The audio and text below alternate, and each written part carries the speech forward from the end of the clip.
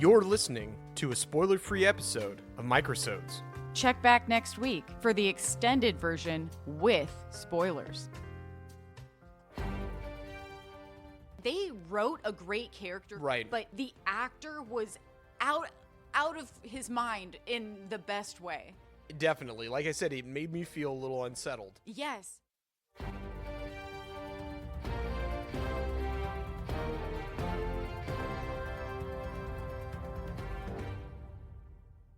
Welcome to another Episode.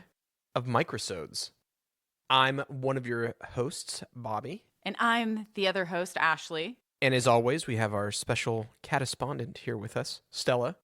Today, we're here to talk about The Wrecking Crew. Yes, it is a movie that just came out in 2026. This is our first 2026 movie. It is? Yeah. Oh, wow. It's the first movie we're reviewing that came out in 2026. Okay, because F1 and a couple other ones came out in like 2025. Yes, this is the first 2026 debut Oh, yeah. movie. Awesome. We had to throw something different in there because if you guys have been noticing, we've been trying to do the Oscars, the movies that are coming up for the Oscars and the Academy Awards. Yeah. And so F1 is up for, I think, Best Picture. Yeah. And then... And sound department and stunts. Yeah, sound and visuals, I think you're right. And then what was the other one that we also did? Begonia, Sinners. Sinners. One Battle After Another. Sinners and One Battle After Another, that's what it was. Because Begonia hasn't been released yet by us. Oh, correct. Right. We're going to jump into the movie details if that's all right with you, unless you had any other announcements. I don't think so. Okay. So today's movie is The Wrecking Crew, which, as Ashley pointed out, is our first movie that was released this year. Yes. It was released on January 15th of 2026. The genre is action comedy, thriller, crime drama. It has a runtime of 2 hours and 4 minutes. It's rated R for strong bloody violence, severe profanity, and sexual material. Okay. Right? I don't know. The director, his name is Angel, or would it be Angel?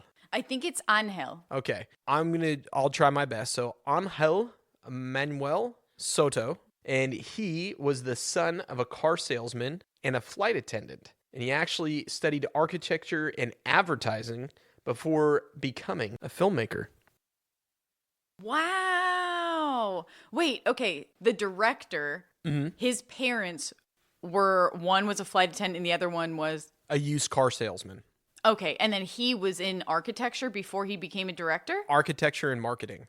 Wow. Yeah. What did you see when he became a director, or has he always done it as a hobby? He just never made it his thing? I think when I was reading it, I think if I remember correctly, it said that he's always been a huge cinephile. So he loves movies. Yeah. And kind of got into it that way through Okay. doing marketing and doing marketing for movies, and then just kind of immersed himself in that field. And so, Wow. yeah.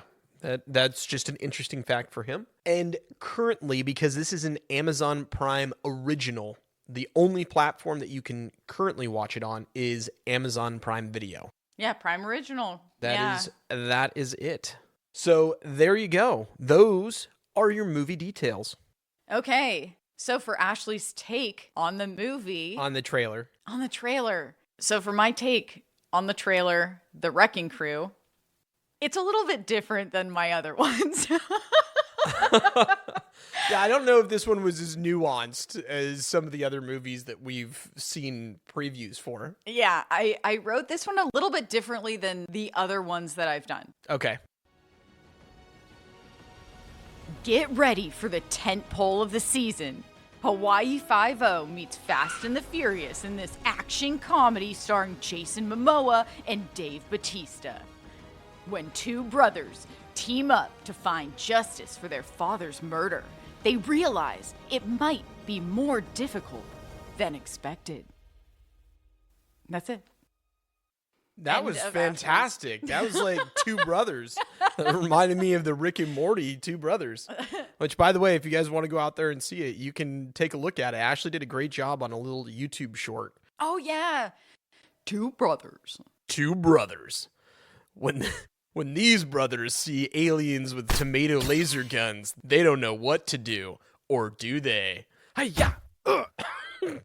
Are you ready for what they said on the onlines? Oh, like what the actual synopsis is? Yes. Okay, I'm very excited. Estranged half-brothers, Johnny and James, reunite after their father's mysterious death. As they search for the truth, buried secrets reveal conspiracy threatening to tear their family apart. End of synopsis. I have to say, that is probably one of the best movie synopses that we've seen, or that you've read, I guess, out of a lot of the movies that we've seen. Yeah, some of them are really out there. They don't say anything about the movie. Some of them give way too much. Yeah, I think that one was pretty nice. Yeah, it gave just the right amount of detail. Exactly. And it was only 2 sentences, which is pretty good. Yeah. So, good job for them. Agreed. Agreed.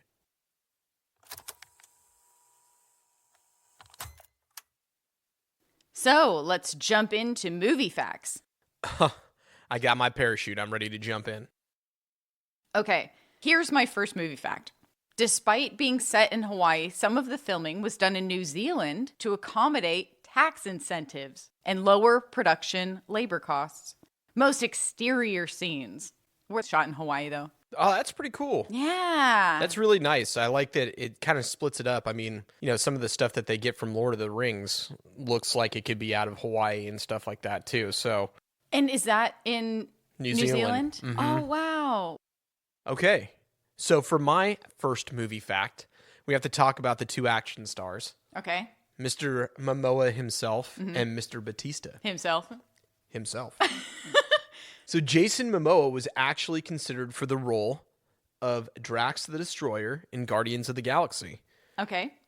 But when plans fell through, Dave Bautista got the role, and Jason Momoa then got to become Aquaman. Wow. So, yeah. No, I've never seen Guardians of the Galaxy. Who is, what was it, Drax? Drax. Who The is Destroyer. He is, it's Dave Bautista's character. He's a giant blue guy, and he's trying to avenge the death of his children and his wife. And he kind of joins up with Chris Pratt, Zoe Saldana? Yeah. Zoe Saldana. Okay, Zoe Saldana. And then Groot and Rocket the raccoon. Right. Yes. And they're the Guardians of the Galaxy. And who was the voice for? Was Alan Tudyk one of the voices? No, that was the guy in the Electric State. Right. The little robot. Exactly, okay. Cosmo. Okay. Yeah, so, I mean, I think it worked out for both of them because Dave Bautista did an incredible job, and I think as Drax, and then I think that Jason Momoa did a great job as being Aquaman. Good. I've never seen either one. Right, I know. But both movie franchises do pretty well. Yeah, I think so. Because they both have multiple movies. Yeah. And they both did successfully. Yeah. I would say, probably Guardians of the Galaxy did a little bit better because there was 3 of them. But Dave Bautista wasn't like the number 1 character. He was more of like a side character, whereas Jason Momoa was Aquaman. Right. The movie was about him. Right. But Guardians of the Galaxy as a whole did better. Right. Okay. Yeah. Okay, so another movie fact that I have. Mm-hmm. Okay, I hope I say this correctly. Okay. This is an actor's name. Tamura Morrison. Okay. Who played Jason Momoa's uncle, the governor, in this movie, The Wrecking Crew. Uh-huh. Also played his father in Aquaman. Oh, really? Yeah. That's awesome. I think in Aquaman he had longer hair because it wasn't this guy kind of clean cut. Yeah. Yeah. Well, I guess he was playing a merman. No. Oh. No, Jason Momoa's dad in Aquaman is a human. Oh. And his mom is a mermaid. Oh. His mom's Nicole Kidman. She is? Mm-hmm. In Aquaman? Yeah. Interesting. Okay. There you go. There's a movie fact for you. All right. My second movie fact. I'm also going to try my best not to butcher this actress's name. So Valentina, who's played by Morena, I don't want to butcher her last name, Baccarin? Oh, Baccarin? I mean, maybe. she's from Brazil. I looked that up. Yes. So that is the reason why I brought it up. Because she tells Johnny that she's from Brazil and speaks Portuguese. Yes. Which is an actual fact about her. She is from Brazil and she actually does speak Portuguese. That is so interesting. Because watching that part, I knew exactly. It's right at the beginning. Yeah. He says something in Spanish. Right. But he also mentioned that she was from Brazil, or she was going to Brazil, or she knew someone from Brazil, or she mentioned Brazil. And I was thinking, that's so weird. They speak Portuguese in Brazil. Right. And then she mentions it. And then so she mentioned it. I was like, oh my gosh, I at least didn't know it was Portuguese. Right. I mean, then I thought, well, maybe it's the same in Portuguese. I don't know. So I thought it was a cool movie fact, and they also left it in the movie. So that doesn't spoil anything for anyone, I don't think. But I just thought it was a cool movie fact. I like that. I have one more movie fact. Okay. There was one actor. His name was David Hekili Kenui Bell. He played Alakai. Okay. I think he was one of the security guards for the bad guys. Okay. I think. This was his last movie filmed before he passed away. Oh, no. I know. He died June 12th, 2025, but he was also in the Lilo and Stitch live version. Oh, wow. So he only had like a few credits. He was in a couple TV shows and those two movies, and then he passed away. Oh. So it's kind of cool to see him. He kind of it's is like now memorialized, you know? Yeah. Absolutely. So I thought that was cool. That was cool.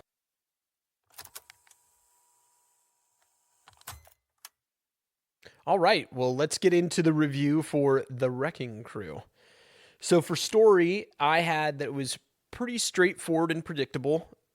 There was a lot of incredible cinematography, action sequences that kind of make up for it not necessarily being a really original idea. Mm-hmm. It's a ton of action and luckily not a whole lot of plot holes.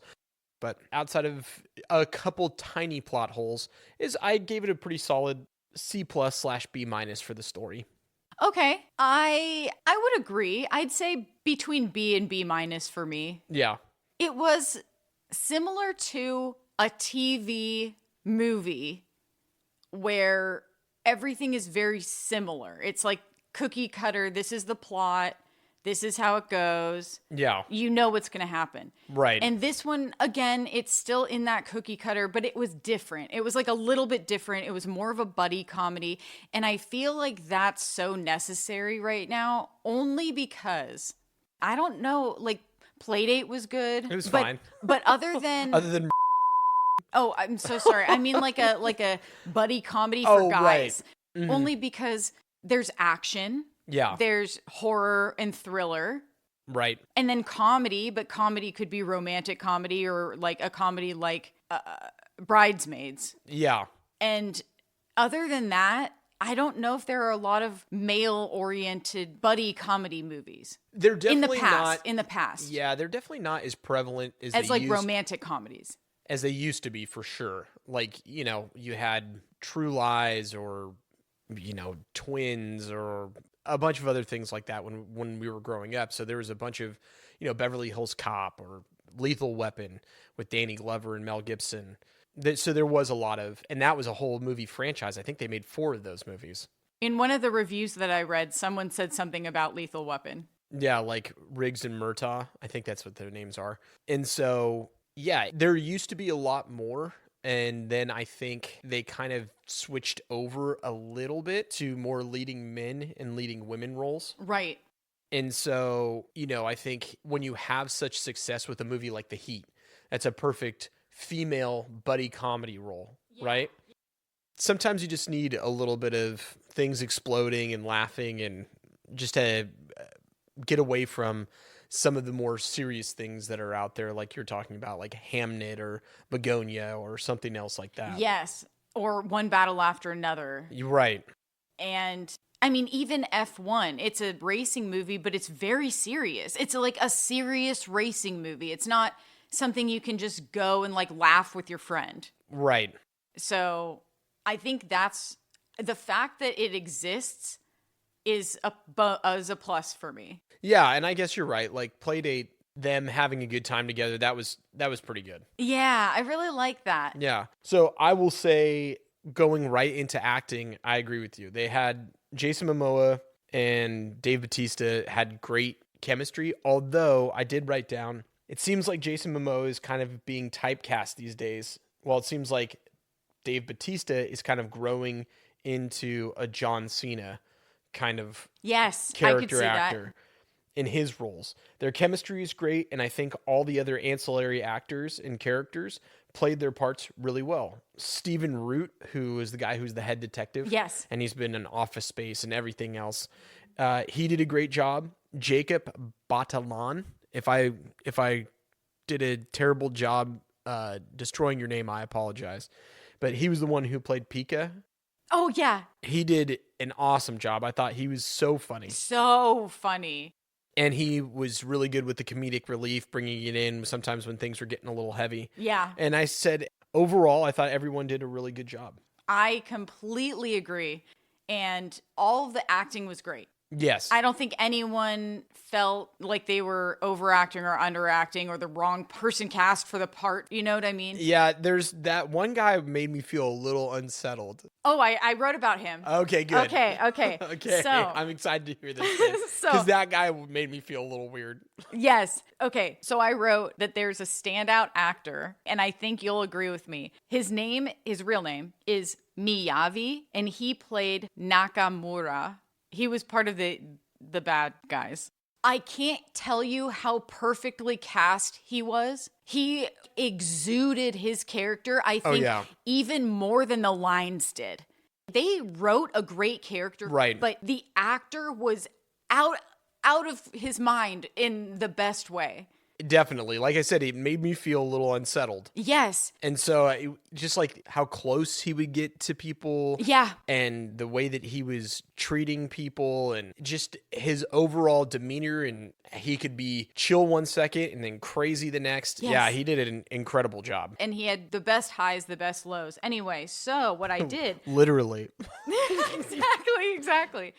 Well, I think going with that same thought process, the writing for the characters was fantastic. And I think the dialogue, listen, it's rated R for a reason.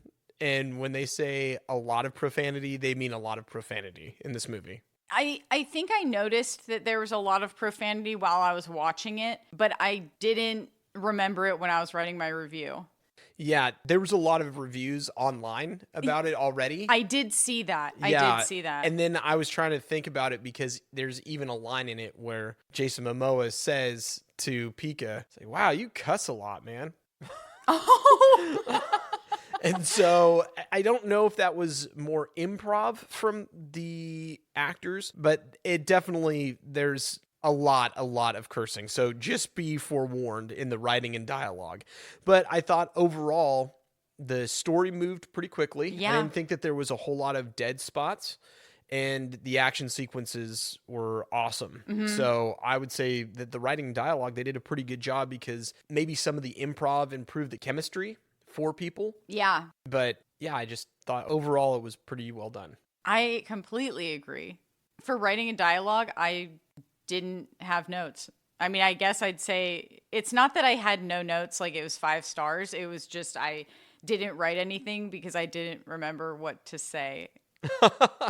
Okay. Well, you did an excellent job diving into or giving us all that information on the acting. So, okay, I know what I can say. I think for the writing, it moved the story along without over-explaining unnaturally and without under-explaining so it's too nuanced, we have no idea what's going on. They did a good job of explaining it in the right way. Yeah. to feel a little bit more natural. I agree. Or was that wrong? No, I agree. I just, like I said, one of the loopholes was like they never got into why or how long Dave Bautista's character had been a Navy SEAL. So that they just kind of left that open-ended. Like, he is one, that's it. Like, yeah. Oh, okay. Yeah, like we never learned about Jason Momoa being a cop. We learned one fact. Oh, right. Okay, I remember them in the room saying that. Yeah, okay. That was basically about it. Okay. But speaking of expletives, it reminds me. But speaking of expletives, holy, what a transition. Speaking of expletives, I'm going to move on to visuals. The reason I bring up direction and visuals is because there's one part that was a little bit uncomfortable. Okay. And it was a picture of a sexual nature at the sex shop, and the name of the sex shop was called the Rusty Trombone. Oh, yeah. And then their logo, or there's a picture that had a diagram, and I was like, I just feel like that was a little unnecessary. Yeah, it was too much. It was too much. Like, you could have the name, but you don't need the photo of, like, it being acted out. And it was a cartoon, or not a cartoon, but a drawing. It wasn't actual people. So don't worry about that. It wasn't actual. No, but it was like, if you've ever driven past one of those shops, we've never seen anything like that, though. Well, the outsides are usually, like, blocked off like with blacked something. out. And so that's what I guess they decided that they were going to use that as a piece of marketing. Interesting. I guess so. It's a very interesting name, but yeah, definitely an expletive for sure. Sure. And I guess I would say, when you mentioned the rating being R for sex or sexual situations, I think that's the only reference to sex was that sex shop. I don't think anyone like really had sex. I don't think so. I think it was just more action than anything else. Yeah. That I remember. Exactly. Yeah. Oh, I really loved the fight choreography. Oh, yeah, I wrote that in mine, too. I think they did such a great job. The visuals, the way they shot everything was good. The only thing that was it kind of took away from the movie, but it also added to the movie in a different way. It was very much like Fast and the Furious. I think the fight choreography reminded me of The Fall Guy, because the fights were very interesting to watch. Yeah. The car chases were like the Fast and the Furious. Yeah, they were a little over the top. Yeah. Oh, so while I was looking up the character Nakamura, yes, he had a lot of fight scenes toward the end in particular. Right. And he mentioned in an interview that I read, he was talking about how he was training to do some of the stunts, and this is the first action movie he'd been in. Really? Yes. Wow. And he said he did a pretty incredible job. Yes, and he said he was practicing in his hotel room in New Zealand, trying not to like hit things in the hotel room and knock them off. Wow. So, does he have any kind of martial arts background or anything else like that? It didn't say. It didn't say that he did. I didn't know. I just didn't know if like it was something that might have come naturally to him, because like you said, he is very tall with like longer limbs, so it feels like he would be really good in like a, you know, kickboxing, or maybe like, I don't know what they call, like, yeah, I guess Thai kickboxing, or maybe like some kind of... Like Muay Thai? Like Muay Thai. That, thank you. Yes, exactly. Like Muay Thai or kickboxing, or something with like where his range would be really an advantage for him. Mm-hmm. So that's so interesting. Yeah, I thought that was pretty cool. And he said that there were some stunts toward the end that he couldn't do, including one that had a wire. I can't remember what that one was. Yeah. But he also asked if they would shoot him doing it too. So they do have a shot of him doing it. I don't know which one they ended up choosing, because the interview was before the movie came out. Okay. But well, that's very cool. Yeah, so I thought that was kind of interesting. At least he tried to bring some authenticity to his role. So, I mean, you mentioned him in acting and then also in, you know, visuals and direction. So that's great for him. Yeah. It means he did a really good job. So for me, I put down the movie moved along at a pretty quick pace and was easy to understand and follow. The director understood what this movie is, a buddy comedy that's packed full of action. The fight choreography and hand-to-hand combat scenes were incredible, and their location shots were awesome. They also had a lot of really inventive ways to kill people in this movie. Yes. There was a lot of like crazy ways you're like, wait, what are they doing? What's happening? It's just, they had very weird fight sequences too. Like with the cars in particular. Yeah, the cars, it did feel like a little Fast and Furious, and sometimes those things can be way over the top. Yeah. But I think that's, like I said, I think the director knew he wanted this to be action-packed, over the top. Yeah. They knew what they were doing with the movie. So it's like, I get it. I get what you guys did, and I'm not usually a huge fan of the exterior shots or like the overhead, panoramic views of everything with the drone shots and stuff like that. But with this, I thought they did a really good job of blending it in there because it was so beautiful to look at. Yes. When you have a location like that, the drone shots are an add-on. Right. It gives it a little extra credit. Yeah. But if it's just a bunch of cornfields that go on forever, or a bunch of parking lots, okay. Yeah. Unless you want us to know it's like a completely desolate city. Right. Yeah, that makes sense.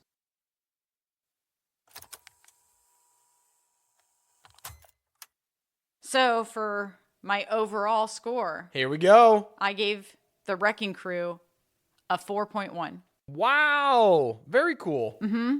And I think it was an entertaining movie. It was not too unique, but it was still enjoyable. It was a fun, easy to watch movie that will probably make you laugh. And I would recommend it to people who liked The Fall Guy without a romantic story. Right. It's like The Fall Guy, but a buddy comedy rather than like a kind of romantic, in a way, romantic comedy. Kind of. I mean, The Fall Guy it wasn't all about romance, but it was a pretty big part of it. It was a pretty big part of the plot, for sure. Yeah, and this one doesn't have romance. This one's kind of like the stunts of The Fall Guy. Exactly. So we're pretty close. My overall score was 3.85. Okay. I said it wasn't an original idea, but it does know what it is as a film, and it does it incredibly well. So the chemistry, the buddy cop / brother / family, the action makes it a total rewatch for me. Me too. I would say it's one of those ones where if you just want to see a bunch of bad guys get beat up and things get blown up and explode, this is the movie for you.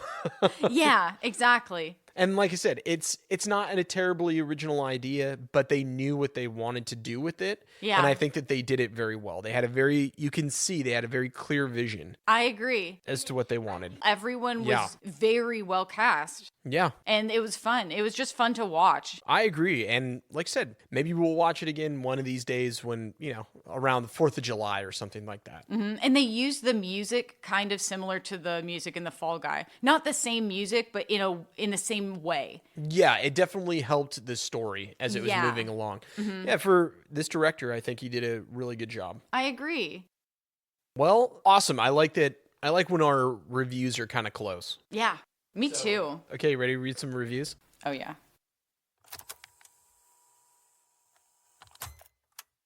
I have a 1-star review if you're ready. Yes. Okay. Now, if you guys have listened to us before, you know the rules. We read it the way that people write it, okay? So if you're going to say something mean about someone, the best thing for you to do for yourself is make sure that your grammar and punctuation is correct. But be that as it may, here is a 1-star review. Okay. Absolutely one of the worst movies I have seen in a while. Cheesy, terrible humor, sloppy acting, highly predictable plot, unrealistic fight scenes, CGI, the list goes on and on. Don't waste your time. End of review. So they also said worse instead of worst? Yes.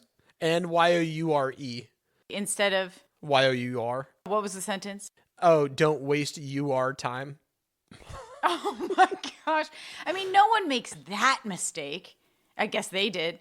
But I wonder if it's the same person that wrote the other one where they said worse instead of worst. Also, was that one battle after another? It was one of the reviews. Yeah, I can't remember if it was one battle after another, but it does come from the same site. Okay, are you ready for my 1-star review? 1 star.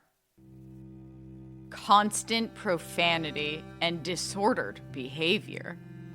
Disordered behavior? Disordered behavior. Okay. At least we can all agree that constant swearing is bad, right? Yet, I had to stop watching this new movie, The Wrecking Crew, because almost every line contains a swear word. This is another example of Hollywood normalizing disordered speech and behavior to erode Western values and contribute to cultural division. If those of us with properly formed consciences have a duty not to interact or engage with profanity, that choice is then framed as an exclusion, racism, ignorance, discrimination, or censorship by postmodern ideologues. This is why we must regulate content and teach children of every culture disciplined and dignified speech in ways that help build self-control and virtue, allowing them to remain in rational and meaningful dialogue rather than devolve into emotional immaturity and poor impulse control. End of review. What a fucking bitch. Right? What was that? It's so funny because it reminds me of, there's a character in The Simpsons, and she's Reverend Lovejoy's wife. Okay.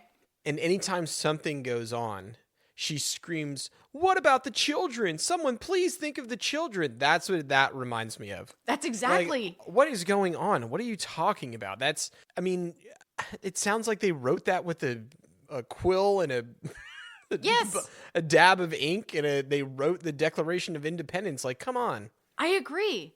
It feels like they think they're being judged for not using profanity, but they're the ones judging others for using profanity. They're actually the one that's judgmental. I agree. All right, I have one more 1-star review. Absolutely, because I've got 2 5 stars. It's a bonus one and then a good one. Oh, good. Okay. 1 star. It is a parody of itself. I do not get how it has 6.5 stars. It is a bad film. It tries hard to be funny and very full of testosterone. I felt secondary shame watching it. End of review. How did you get secondary shame? I have no idea. Like, but it's very bad. It's a bad film with a lot of testosterone. I feel like testosterone would be something that like Optimus Prime and like the Transformers need. Testosterone. Yeah. Ignite. Yeah. Yeah. Interesting. I mean, how can it be a parody of itself? I have no clue. Oh. What is it? Then that's the way it was written. You know what I mean? If it's a parody of itself, it's still itself. Well, a parody of a movie is like Scary Movie versus Scream, right? But this is itself. But this is itself, right? So how can it be a parody? It's a parody of itself, which means that's the movie. Right. It's a comedic, it's the original film. Right. Now, if somebody made a movie called The Becking Crew, and it was a bunch of Rebeccas that ran around and did stuff and stole, like, their big heist or their big mystery was doing something at the local PTA. Yeah. Then maybe I could see that would be a parody of The Wrecking Crew. It's a parody of The Wrecking Crew, just made with idiot feminist ideologies. Probably, yeah. That one will be a very Dav movie. Yeah. Oh, you can't even get now you went from bad to Dav? Give me a break. Chimney. Oh, I forgot to tell you. They wrote that 3 times. Which part? All of it. The whole thing? The whole thing. From I do not get how to secondary shame watching it. So they copied and pasted it, and then it was so long that they didn't realize that they'd done it 3 times. And instead of actually going back and fixing it, because I'm pretty sure you can edit your comments once you've posted them, they just said, you know what? I want the world to know that it was 3 times as bad and I had secondary shame watching it. I think that's what they meant, because they took the entire little tiny paragraph and then they put a space and then the paragraph and then another space. They actively made it they actively wrote it 3 times. I mean, copied and pasted, but you know what I mean. Wow. Well, I guess that's something. Okay. All right. Are you ready? I am. So my bonus 5-star review. You ready? Yes. So ready. This is a great movie for anyone that's ever been to or lives in Hawaii. End of review. What? That's all? That's it. all they said? Yeah. It reminds me of when we watched Playdate and the person was like, "Oh, this is a great movie if you have a stepson. A stepson. If you're a stepdad or you have a stepson, this is a great movie for you. Great movie for you. If you live or have ever been to Hawaii, this is a great movie for you." That's it is so true. Okay. Now here comes the longer 5-star review. Okay. Such a fun movie. By the way, I have to preface this by saying this person acts like these people that are in the movie are their friends. The extreme parasocial relationship. Exactly. The ultimate, I should say. Such a fun movie. Dave and Jason have a really good chemistry in this, and Jason does a great job with some awesome comedic relief. It's not something that's groundbreaking, but definitely a solid buddy action movie with great fight scenes. I wouldn't have an issue watching it again, and hopefully we get a sequel. End of review. That's nice. Yeah, but he just kept saying Dave and Jason. Dave and Jason. Like, okay. Are you going to read your 5-star reviews? Yes. Okay. Better than it should have been. Okay. It's a nice start. Oh, this is my 5-star review. Okay. Back-to-back days watching a movie with Morena Baccarin. I knew this was the movie I wanted to watch today, and I didn't even know she was in it. Weird coincidence. I actually like this movie more than I thought. TBH, it had potential to be garbage for sure, but it was just so fun and funny. Jason Momoa carries this movie with his humor. His jokes were hilarious and it felt natural. Him and Dave Bautista had good chemistry together. I was laughing quite a bit throughout. Pretty clear it's not meant to be taken too seriously.